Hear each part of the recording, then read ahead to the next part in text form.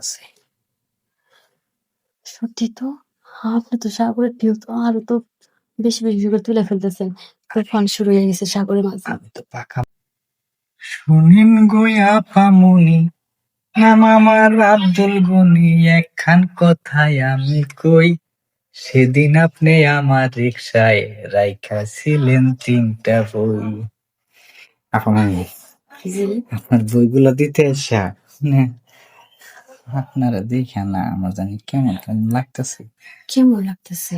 আরে আপনি যে সুন্দর করে সাজছেন আর আপনার এই ডাগর ডাগর ফলগুলা দেখেন লাল জামার সাথে একদম ফুটে রয়েছে ফুলের মতো।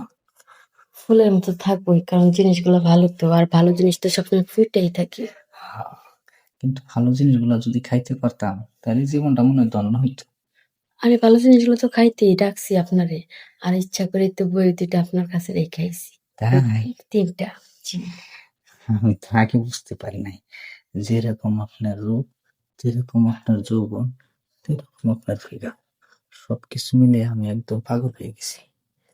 আমি তো সেই কারণেই আপনার কাছে আসি, কারণ আমি জানি আপনি আমার জন্য পাগল হয়ে আছেন, আর আপনার আমার অনেক বেশি ভালো লাগে। তাই হ্যাঁ। তাইলে একটা কাজ করি, ঠিক আছে। আসি আপনার নিজ নদীতে না একটু সাগরে ঢেউ খেলাই। খেলতে যেতে আবার 2 বাজবে। আরে না, সাঁতরাইতে পারি তো। বুঝছেন, কিন্তু ভালো সাঁতারু না হলে কিন্তু আবার 2 যাবেন, কারণ সাগর যে স্রোত, এটা কিন্তু সবাই সামলাইতে পারে না। আরে আমি সামলাতে পারবো ম্যাডাম। পারবেন তো? ঠিক করে বলতেছেন তো? আচ্ছা, দেখি কেমন সামলাতে আচ্ছা পারেন। তাহলে এই তো দেন উপরে, আহ এই দেখেন সাগরের ঢেউ উঠতেছে। সত্যি তো।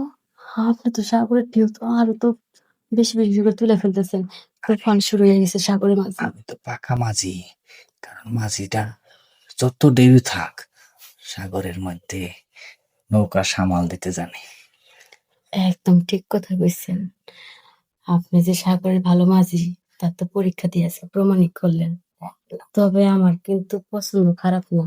আমি আপনাকে দেখেই বুঝতে পারছিলাম যে আপনি অনেক ভালো খেলতে পারবেন। তাই হ্যাঁ।